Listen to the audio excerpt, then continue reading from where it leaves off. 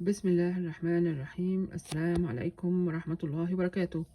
بعد ما الأمريكان دخلوا أمريكا وكانوا عايزين يعني عرفوا إن في بعض الأماكن اكتشفوا فيها مناجم فيها ذهب.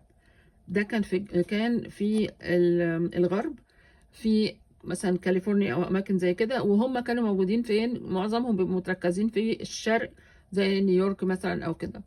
فطبعا اياميها طبعا الكلام ده من حوالي 200 سنة او اكتر.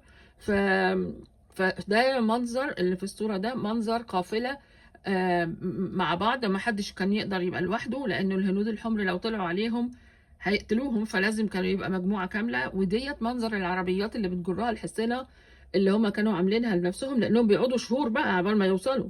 والبتاع اللي فوق ده، الغطا اللي فوق ده، كان من مادة ما بتمصش المية. واللي قدامهم دي عبارة عن البقر اللي هم جايبينه عشان يحلبوه ويقدروا ان هم يشربوا اللبن، او معاهم اطفال او كذا، وكان بيبقى معاهم اطفال. فيعني كان للوضع، والجو بقى طبعا كان بيبقى سيء جدا من مكان لمكان، اللي برد قوي واللي حر قوي. فهم يعني دولت الناس دول تعبوا، يعني تعبوا جدا.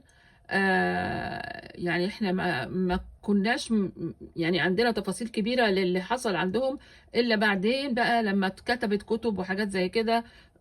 وفي ناس منهم خلفوا، واللي خلفوهم دول هم اللي قالوا كانوا أطفال ساعتها.